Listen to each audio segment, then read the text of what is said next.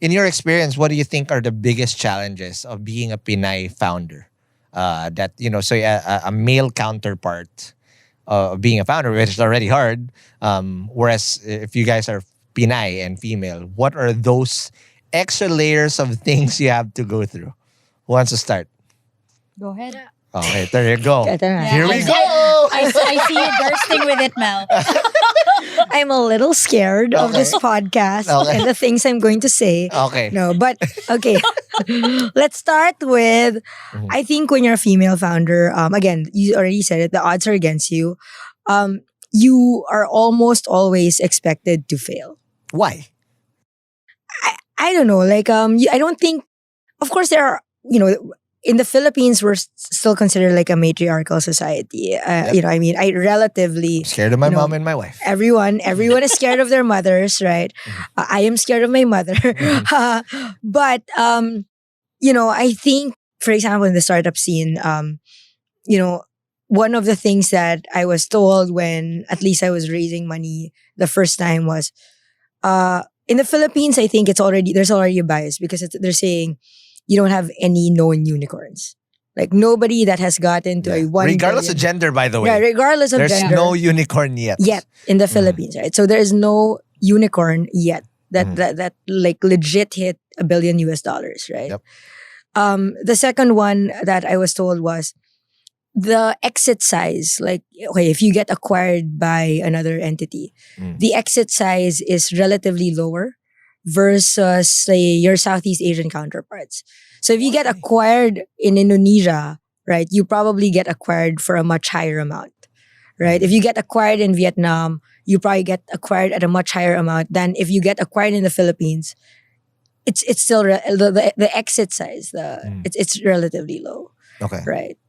And then I think lastly, it's like you don't really have or at least for Carbs and I, when we were starting, we didn't really have a female founder to really look up to, right? I mean, And you guys are the ones that are sticking out. I mean, there's one, and she's so hard to catch. Have you ever heard of Myla Villanueva? Oh yeah. Oh my God. No, yeah, I think way back, she exited like one of the first tech And companies. when I said she exited, she corrected me. Not one, not two, not three, not four, but 5 times. Yeah. Myla freaking Villanueva. Yeah. Look it up. I've had her on Hustleshare. It's gonna be in the description box below. YouTuber now. Oh, look at that. So you were able to get her. Yeah. Yeah. Yeah, and I've had a chance. She visited the studio before. But other than that, she's the only one that I can think of. I mean, there's- exactly. yeah. Like you don't have any female startup founder that you could really, really look up to, Yeah. right? And I think like it sounds not really simple, but like it sounds like, oh, it's not really like a big deal. But when you're trying to when you have a mission that no one has really like achieved it, and then you can't really have examples of people with a similar profile like you. It just like, how can you succeed in your business if you can't even convince yourself? That is They so like true. right, like when you come into rooms, and that, I mean, that's one of the major things I had to overcome, which is really to fully believe that I was good enough for my mission. Wow. And I think that so I spend a lot of days like, and I do think this really like hindered my startup from scaling faster, because like every day I had that heavy thought wherein like I don't feel like I'm the one, like I don't feel good enough for my mission. And the reason why I felt that is like, was I any less smarter than someone who had built a unicorn? Or like it's really because like we're humans, like it's hard for us to believe something we have not seen. But I came to a point where I'll get around to answering the question, but I came to a point wherein like I always like just sat down and reflected and like, okay, I have this vision, which is like this specific make of a loan product for students. And no one else in the world like believes in the same approach. And for me, it's like, it's not going to be anyone else but me right now. And so like, I'm okay with that. I may not be good enough for my mission, like in terms of like the full spectrum that's needed, but like this is me and like I want to pursue it and like, you know, like I'll stick with that, right? Right. And yeah. No, but how do you guys rally through that, through those again barriers that are laid in front of you? Then say, okay, numbers are bad against you, and what? And by the way, Oh, I'd love to answer that. Yeah. regardless of gender, I've had this too, right? But how do you rally and ask female founders that are friends? Because that's what's beautiful about it, right? You guys are rooting for each other, actively helping each other. But how do you even pull through when, again, you have your chip on your shoulder and you're doubting yourself at the same time? And again, you look around, who the hell has done this before? I don't even No, know. I'll Right? I'll go ahead and Mm. I think you know, personally, I always call this, you know, like it's for my personal experience, it's been like a triple layered bias. Mm. Like I'm a female minority impact entrepreneur.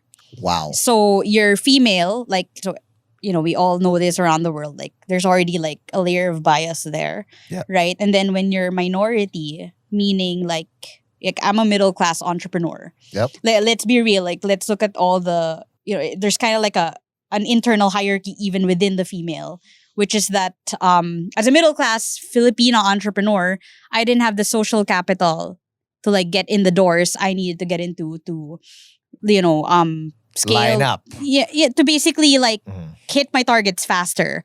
I didn't have financial capital. Like I always got that like you should raise from family and friends first. Like that's what they do in the valley. I'm like, this is not the freaking valley. Like this is literally bukid. Diba? Like I ain't got friends with, you know, like like these dollars. Like and then, you know, the impact aspect of it, there is also like discrimination wherein you always get bucketed in the lower potential business when you have you know, when you have a very deep SDG, sustainable development goal type of like impact. And so female minority impact entrepreneur, couple that with I'm in a vertical that is not a trendy thing for VCs. Yeah. It's so niche, right? Like Yeah. student loans, even if you're investing in edtech or fintech, like no one's doing student loans, right? And so plus it's like a vertical that's not performing well since the pandemic hit. Yeah. And even before that, like, and so to your question, like, you know, every year, especially like I think when you're fundraising, that is the time in a founder's, whether you're male or female, where like it's really the most emotionally harrowing, I would say, because like you're pitching people every day and like you just get told every hour of like what's wrong with your business, right? Or Not like just what your business. It goes to the point where what the fuck is wrong with me? Yeah. Right? and so, you know, like it gets very, very like heavy, plus all that imposter syndrome, right? Because Yeah. and then all the so how was I able to, you know, I have a really amazing executive coach, which I would recommend to other founders. What? Shout Contact out, me. give him flowers. Yeah. Shout out. Ang pangalan niya.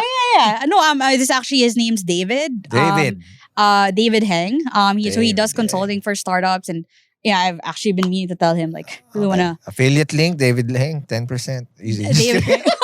Yeah, actually, like let me connect you. And No, so, I'm just kidding. David Heng, flowers to you. I was telling him, yeah, he's a super successful executive coach. He even coaches like some billionaires or whatever. And I'm like, why are you coaching me? I don't even have money to pay you. Like, it was like sponsored by Cartier, you know. And so, you know, I was talking to him about this, that you know, I'm tired of these like chips on my shoulder, right? Because I go through this every year. Like I fundraise. Like I see my metrics, it's like much better than my peers, but they've raised much more in much less time, right?